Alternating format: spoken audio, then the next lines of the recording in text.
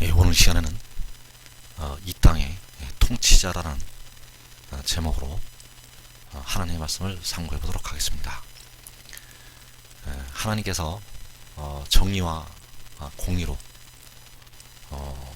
다스리시고 하나님께서 그 백성들에게 영원한 안식을 주시는 그 날이 임하게 됩니다.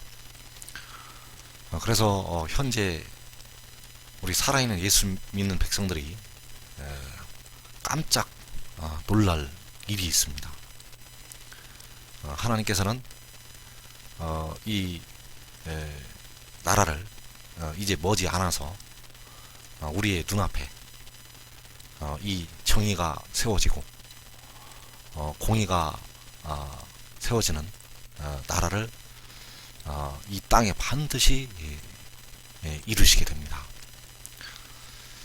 그래서 그 일을 이루시기 위해서 하나님께서는 그때 일할 일꾼들을 준비를 시키시고 있습니다.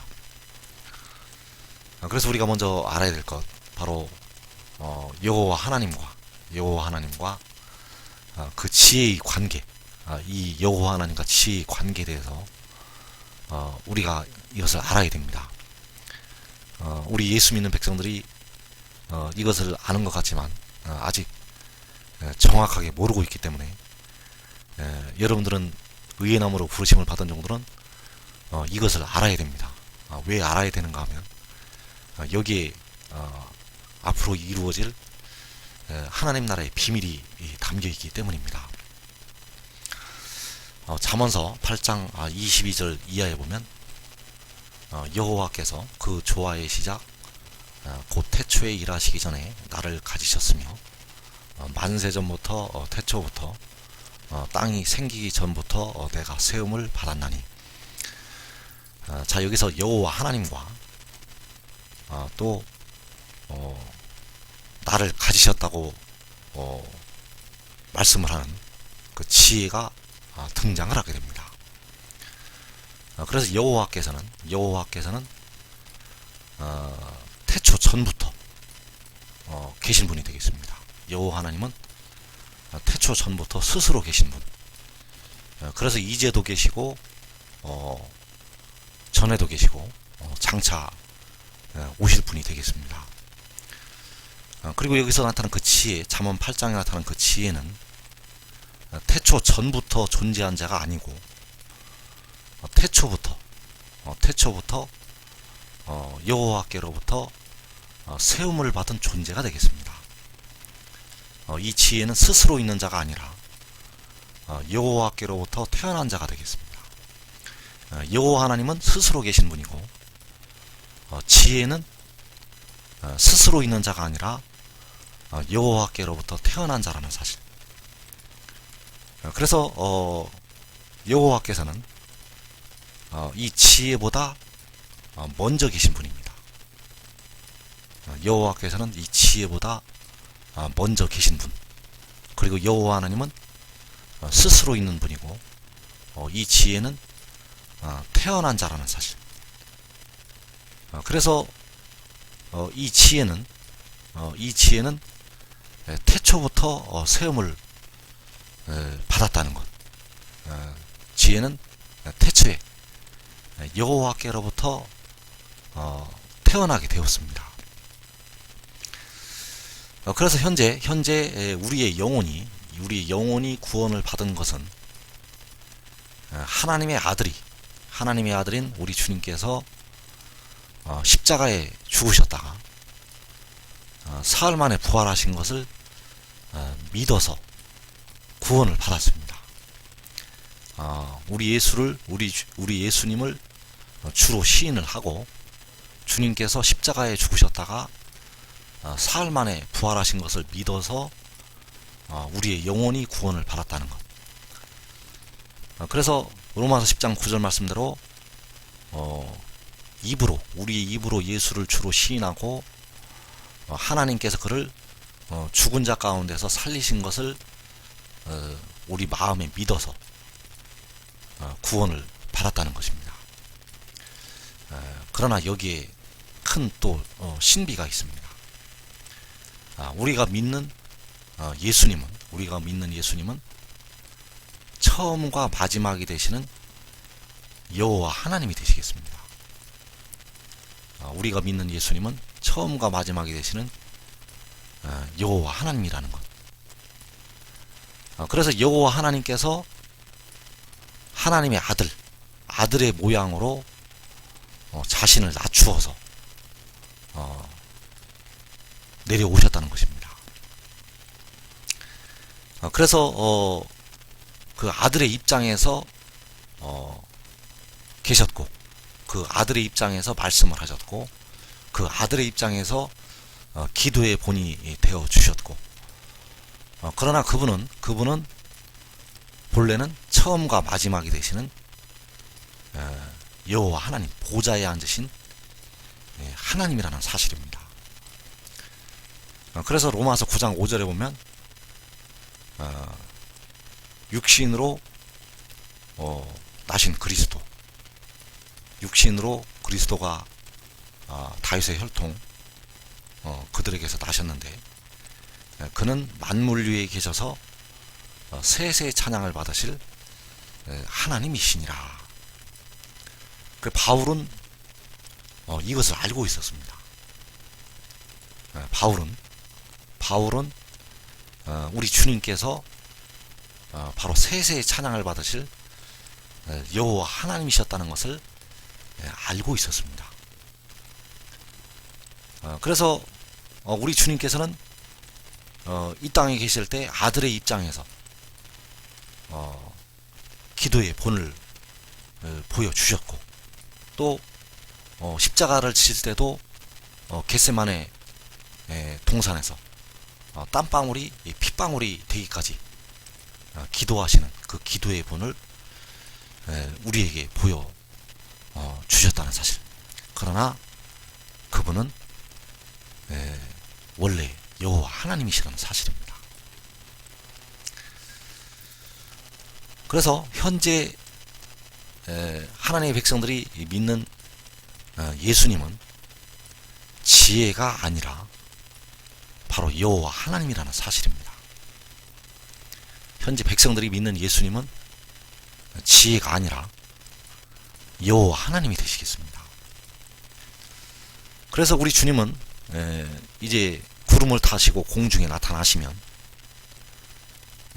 그때부터는 이제 여호와 하나님의 자리에서, 보좌에 앉으신 하나님의 자리에서 세세토록 찬양을 받으시게 된다는 사실. 그래서 현재 하나님의 백성들이 영원히 구원을 받은 것은 독생자를 믿어서 그 영원히 구원을 받은 것이 아닙니다. 현재 하나님의 백성들이 영원히 구원을 받은 것은 독생자를 믿어서 구원을 받은 것이 아니라는 것. 현재 하나님의 백성들이 영원히 구원을 받는 것은 아들의 모양으로 오신 여호와 하나님을 믿어서 그 영원히 구원을 받게 된다는 사실. 그래서 이 땅에 살아있는 사람들은 독생자를 믿는 자가 거의 없습니다. 독생자의 뜻은 바로 태어난 자라는 뜻입니다. 유일하게 태어난 자. 우리 주님은 아들의 모양으로 오신 스스로 계신 여호와 하나님입니다. 그래서 우리가 주님을 믿는 것은 독생자를 믿는 것이 아닙니다. 독생자를 믿는 것이 아니라 바로 아들의 모양으로 오신 하나님을 믿는다는 사실입니다. 그래서 이 백성들이, 하나님 백성들이 이 독생자를 알 때가 언제인가? 현재 하나님 백성들이 이 독생자, 유일하게 태어난 자, 유일하게 태어난 자가 바로 지혜이고, 그 독생자를 알 때는 예수 믿는 백성들이 그 믿음으로 그 육신이 죽고 영혼이 하늘로 올라가서 그때서야 비로소 독생자를 알게 됩니다. 하나님의 백성들이 그 독생자를 알 때는 주 안에서 육신이 죽어서 영혼이 하늘로 올라가서 깨닫게 된다는 것. 그리고 주께서 공중에 강림하신 후에 하나님의 백성들이 택하신 백성들이 독생자를 알게 된다는 사실입니다. 그래서 현재 살아있는 예수 믿는 백성들은 거의가 육신이 죽어서 영혼이 하늘로 올라가야만 이 비밀을 깨닫게 됩니다. 그리고 주께서 공중에 강림하신 후에 이 비밀이 열리게 됩니다. 왜냐하면 주께서 공중에 강림하신 후에 이 독생자가 하늘에서 하나님의 영광을 선포를 하기 때문입니다. 그러나 죽기 전에, 육신이 죽기 전에 이 비밀을 안 하나님의 종들이 있었습니다. 바로 사도 바울입니다. 사도 바울은 이 독생자를 그 육신이 죽기 전에 알고 있었습니다. 그리고 사도 요한은 반모섬에 유배되어서 거기서 하늘로 이끌려 올라가서 장차될 일을 그 장차될 일을 보인 그 천사로부터 그 일을 보고 들었을 때 그때에서 비로소 이 독생자를 깨닫게 되었습니다. 그래서 이 독생자에 관한 비밀은 대부분의 백성들에게는 주님이 공중에 강림을 하신 다음에 열리게 된다는 것. 그러나 이 비밀을 지금 깨달아야 여러분들이 의의 나무가 될 수가 있습니다. 여러분들은 대부분의 백성들보다 한 단계 앞서 가야 되기 때문에 이 비밀을 여러분들은 지금 반드시 깨닫고 이 말씀들을 주야로 묵상을 하고 이 말씀으로 완전히 무장을 해야 이 시험의 때를 면하게 되고 또 의의 나무로 세우심을 받게 된다는 사실입니다. 그래서 요한복음 3장 14절 이하에 보면 모세가 광야에서 뱀을 든 것 같이 인자도 들려야 하리니 이는 그를 믿는 자마다 영생을 얻게 하려 하심이니라.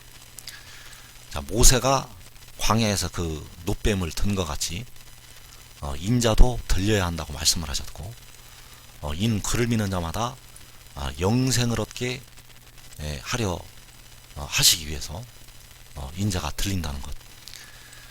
그래서 인자가 들리게 되면 이제 그를 믿는 자마다 영생을 얻게 됩니다. 여기서 영생을 얻는다는 것은 그 육신이 이제 무덤으로 들어가지 않는다는 것을 말하고 있습니다. 그래서 인자가 들리는 때는 주님께서 공중에 강림하신 후에 이 인자가 하늘로 들리게 됩니다.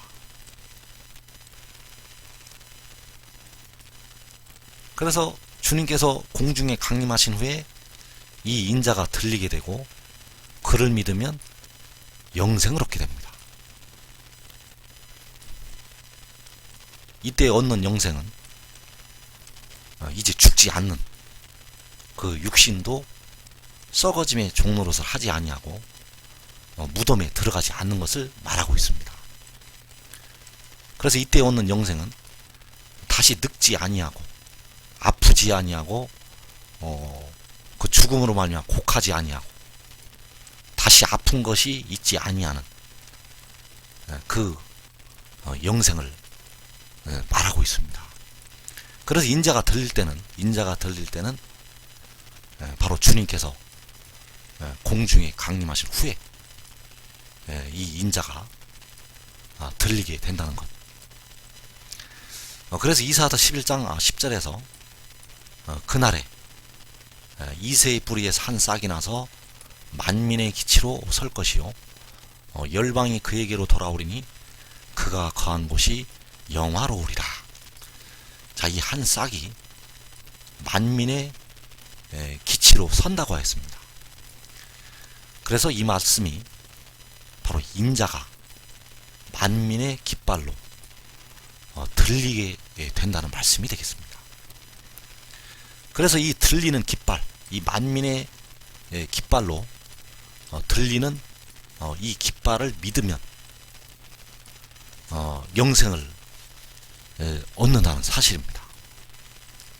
그래서 이 만민의 깃발로 들리는 날은 바로 주님께서 공중에 강림하신 후에 이 독생자가 지혜가 들리게 된다는 사실입니다. 그래서 이때 열방이 그에게로 돌아온다고 했습니다. 열방이 그에게로 돌아오게 되는데 이때 열방이 바로 주님께서 구름을 타고 오실 때 통곡을 하는 인자가 구름을 타고 올 때 그 통곡을 하는 땅에 있는 모든 족속이 되겠습니다. 그래서 그 통곡을 하는 땅에 있는 그 모든 족속이 이 깃발로 모이게 된다는 사실입니다. 그래서 주님께서 구름을 타시고 공중에 나타나시면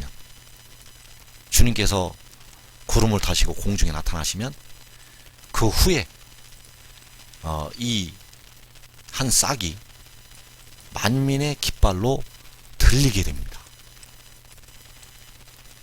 만민의 깃발로 들리게 되면 열방, 땅에 있는 모든 족속이 그에게로 돌아오게 됩니다. 그래서 이 땅에 사는 사람들이 다 돌아온다는 것은 아닙니다. 그러면 아무도 심판을 받지 아니하고 아무도 666을 받을 일도 없을 것입니다. 이 땅에 사는 사람들이 다 돌아온다는 것이 아니라 바로 그 택하신 열방, 택하신 족속이 각 나라와 족속과 백성과 방언에서 나오는 그 셀 수 없는 큰 무리, 그 택하신 백성들이 그에게로 돌아오게 된다는 것. 그래서 그는 바로 그 들리는 인자가 되겠고 그에게로 돌아올 때 그가 거하는 곳이 영화롭다고 하였습니다. 그래서 그는 만민의 깃발로 들리게 되고 그가 거한 곳이 또한 영화롭게 된다는 것. 그가 거한 곳이 바로 계시록 12장에서 이스라엘이 큰 독수리의 두 날개를 받아서 가는 그 광야 자기 곳이 되겠습니다. 그래서 이 광야 자기 곳으로 그 택하신 백성들이, 그 땅에 있는 모든 족속들 중에 택하신 백성들이 큰 독수리의 두 날개를 받아서 그 광야로 모이게 된다는 사실입니다. 그래서 주님께서 구름을 타고 오실 때에 큰 나팔 소리와 함께 천사들을 보내시게 되고 그 천사들이 그 택하신 자들을 하늘 이 끝에서 저 끝까지 사방에서 이 깃발로 모아서 광야로 가게 됩니다. 그래서 이 깃발로 가려면 큰 독수리의 두 날개를 받아야 됩니다. 왜냐하면 그 깃발로 가려면 그 하늘로 올라가야 되기 때문입니다. 그래서 그 깃발로 모여서 그 깃발로 모여서 큰 독수리의 두 날개를 받아서 그 깃발로 모여서 광야로 일단 가게 됩니다. 자, 이사서 32장 15절 이하에 보면 마침내 위에서부터 영을 우리에게 부어주시고 광야가 아름다운 밭이 되고 아름다운 밭을 숲으로 여기게 된다고 하였습니다. 그래서 광야가 숲이 되고 그때 광야가 숲이 될 때 정의가 광야에 거하고 공의가 아름다운 밭에 거한다고 하였습니다. 그래서 이 땅에 정의와 공의가 세워지게 된다는 것. 그리고 내 백성이 화평한 집과 안전한 거처와 조용히 쉬는 곳에 있게 되고 그 숲은 우박에 상하고 성읍은 파괴가 된다고 하였습니다. 그래서 내 백성, 하나님의 백성들은 일단은 큰 독수리의 두 날개를 받아서 광야로 가게 됩니다. 이때 광야가 아름다운 밭이 되고 숲으로 된다는 것. 광야가 무성하게 피어서 레바논의 영광과 그 샤론의 아름다움을 얻는다고 말씀을 하셨습니다. 그래서 하나님의 백성들이 일단 큰 독수리의 두 날개를 받아서 광야 자기 곳으로 가게 되고 거기에서 대다수는 하늘의 장막으로 올라갑니다. 대다수는 하늘의 장막으로 올라가고 두 증인이 남아서 한 때와 두 때와 반 때 전 3년 반 동안을 이 하나님의 비밀을 증언을 하게 됩니다. 그때 또 인침을 받아서 돌아오는 백성들이 있습니다. 그래서 일단 하나님의 백성들은 하나님의 밭소리 천지 진동할 때 하늘의 깃발로 큰 독수리의 두 날개를 받아서 간 다음에 광야 자기 곳으로 일단 가게 된다는 것. 그리고 광야로 간 다음에 그 광야에서 하늘의 장막으로 올라가게 됩니다.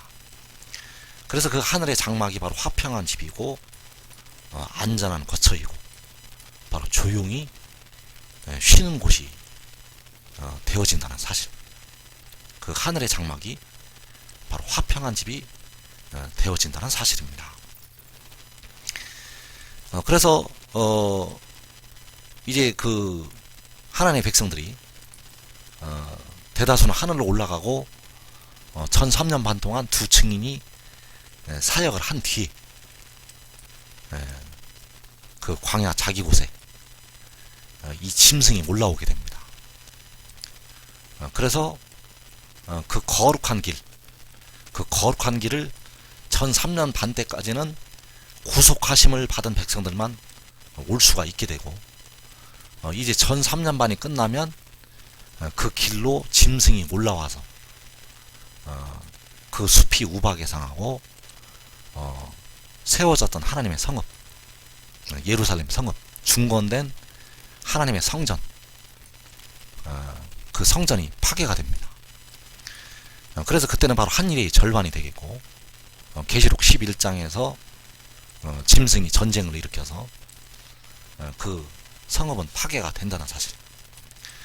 그러나 그 전에 광야가 아름다운 밭이 되고 아름다운 밭을 숲으로 여기게 된다는 것. 그래서 그때에 이 광야가 숲이 될 때에 정의가 공의가 그 광야의 아름다운 밭에 거하게 된다는 것. 이 정의와 공의, 이 정의와 공의가 바로 그 광야에 거하게 된다는 사실입니다. 그래서 이 일이 이루어질 때는 바로 계시록 7장과 계시록 12장이 되겠고 이 광야가 숲이 되는 그 일은 바로 계시록 7장에서 이루어져서 전 3년 반이 끝날 때까지 이 아름다운 숲이 전 3년 반이 끝날 때까지 이 숲이 유지가 된다는 것. 그러나 전 3년 반이 끝나면 그 숲이 상하게 되고 파괴가 된다는 사실입니다. 그래서 이 계시록 7장에서 이 광야가 숲으로 되는 역사가 일어나게 되는데, 그때 바로 이 정의, 이 공의, 이 정의가 광야에 거하고 공의가 아름다운 밭에 거하게 된다는 사실입니다. 그래서 이사야서 16장 5절에 보면 다윗의 장막에 인자함으로 왕위가 굳게 서게 되고 그 위에 앉을 자는 충실함으로 판결하며 정의를 구하며 공의를 신속히 행하리라. 이 다윗의 장막은 바로 다윗의 집, 통치의 집이 되겠습니다. 그 바로 예루살렘 성읍이 되겠고, 이 다윗의 장막, 그 장막에 왕위가 굳게 서게 됩니다. 이 왕위가 굳게 서게 되는데 바로 하나님의 인자하심으로 그 왕위가 굳게 서게 된다는 것. 하나님의 인자하심, 그 왕에 대한 인자하심으로 그 왕위가 굳게 서게 됩니다. 그래서 그 위에 앉을 자, 그 왕위에 앉을 자는 충실함으로 판결하고 정의를 구하고 공의를 신속히 행하게 됩니다. 그래서 이 정의는 언제 세워지는가? 이 정의는 반드시 그 7년 대환란에 들어가기 전에 이 정의와 공의가 이 땅에 세워지게 됩니다. 주님께서 공중에 강림하신 후에, 그리고 7년 대환란에 들어가기 전에 이 정의와 공의가 반드시 이 땅에 세워지게 된다는 것. 그래서 그때 정의가 광야에 거하고 공의가 아름다운 밭에 거하게 됩니다. 그 왕위에 앉을 자가 정의를 구하고 공의를 신속히 행하게 되고, 정의가 광야에 거하고 공의가 아름다운 밭에 거하게 된다는 사실. 그래서 이 일을 하나님께서 스가랴 선지자에게 말씀을 해 주셨다는 사실입니다.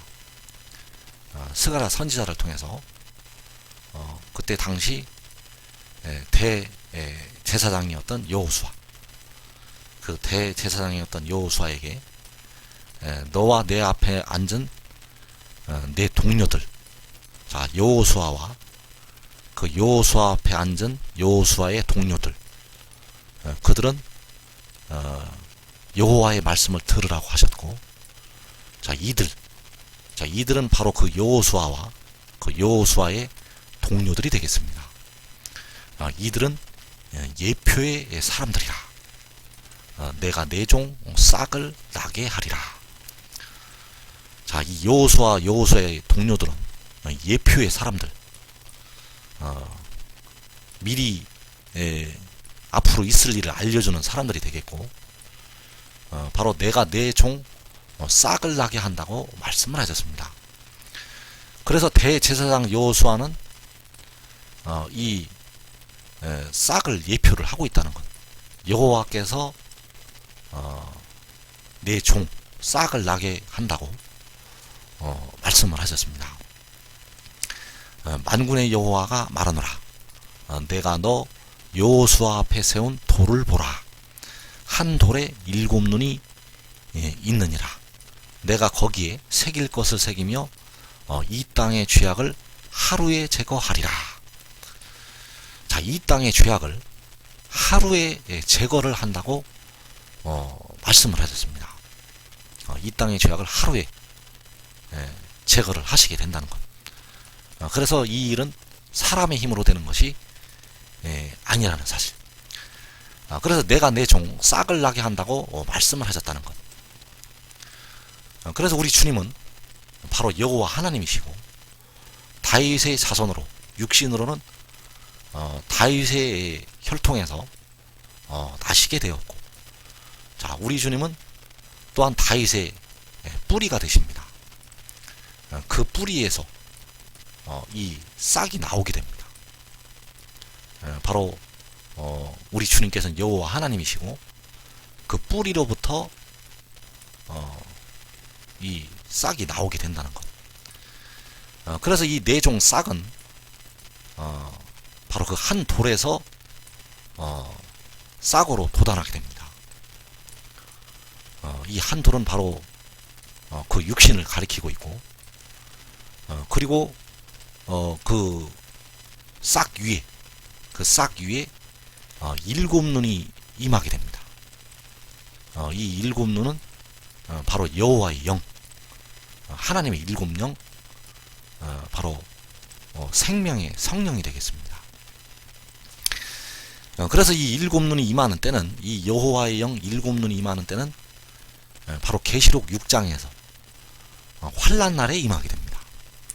그 4분의 1이 죽임을 당하는 환란 중에 이 일곱 눈이, 하나님의 일곱 영이 그 성소로 임하게 됩니다.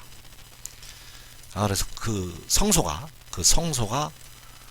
바로 밭에 감추어 있습니다.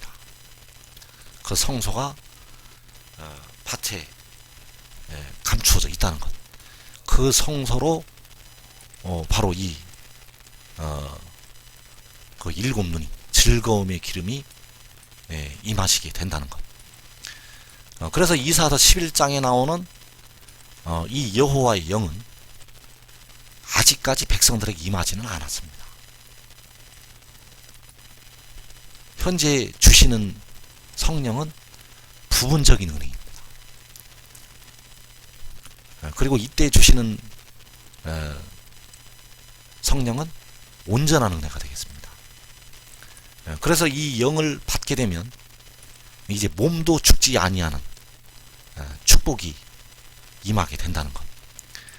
그래서 이세 줄기에서 한 싹이 나고 그 뿌리에서 한 가지가 나서 결실을 하게 됩니다. 이 한 싹 위에 바로 여호와 영, 그 일곱 눈이 강림을 하시게 됩니다. 그래서 한 돌에 일곱 눈이 있게 되고, 이 한 돌은 바로 네종 싹을 가리키고 있고, 그 한 싹 위에 일곱 눈, 바로 여호와의 영이 강림을 하시게 된다는 것. 바로 환란 날에 이 여호와의 영이 강림을 하시게 되겠습니다. 그래서 여호수아 앞에 앉은 여호수아의 동료들은 바로 예표의 사람들이라는 것. 이 사람들이 바로 계시록 7장에서 그 인을 치는 천사들이 되겠습니다. 그 살아계신 하나님의 인을 가지고 올라오는 천사, 그 천사가 바로 이 한 싹이 되겠고, 그 한 싹과 같이 있는 그 사람들, 그 한 싹과 해도는 데에서 같이 있는 그 사람들, 바로 우리가 우리 하나님의 종들의 이마에 인치기까지, 그 우리가 바로 바로 예표의 사람들로 나타날 하나님의 종들이 되겠습니다. 그래서 그 인치는 그 천사들을 통해서 이 땅에 공의와 정의가 세워지게 되겠습니다. 이사야 32장 1절 말씀대로 보라, 장차 한 왕이 공의로 통치할 것이요, 방백들이 정의로 다스릴 것이며. 그래서 이 한 왕이 바로 한 싹이고, 바로 살아계신 하나님의 인을 가지고 올라오는 천사이고, 이 방백들이 바로 그 의의 나무들이 되겠고, 이 왕과 같이 있는 그 하나님의 인을 가지고 있는 그 천사와 같이 있는 그 천사들, 그들이 바로 방백들이 되겠습니다. 이들이 바로 유다의 지도자들이 되겠고, 그래서 그 한 왕이, 그 한 싹이 공의로 통치하게 되고, 그 유다의 지도자들이 정의로 다스리게 된다는 사실. 이 일은 반드시 이 땅에서 이루어집니다. 여러분들이 하늘로 올라가기 전에, 휴거되어서 올라가기 전에 이 일이 이루어진다는 것. 하나님 보좌 앞으로 올라가기 전에 먼저 깃발로 모여서 이 광야로 오게 되고, 그 광야에서 이 공의와 정의의 통치가 반드시 이루어지게 된다는 사실입니다. 그래서 앞으로 그 일들이 그 이루어지는 그 순서를 보면, 먼저 4분의 1이 죽임을 당하는 환란, 계시록 6장에서 이 일이 이루어지게 되겠습니다. 이 환란이 일어나면 예수 믿는 많은 백성들이 모든 이방에 사로잡혀 가게 됩니다.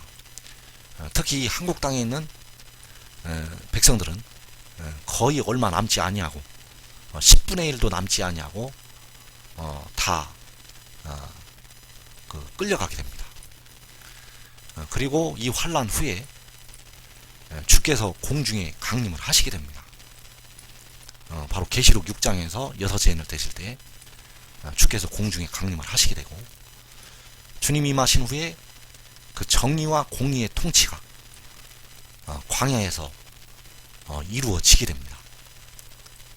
광야에서 바로 이 정의와 공의의 통치가 이루어지게 된다는 것.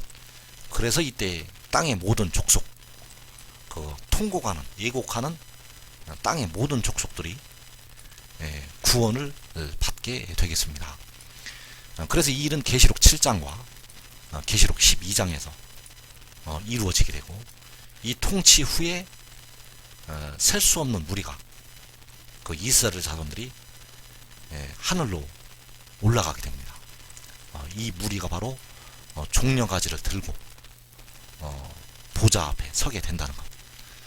그래서 이 일이 계시록 7장에서 이루어지게 되고, 이 셀 수 없는 무리가 하늘로 올라간 후에 전 3년 반이 시작이 됩니다.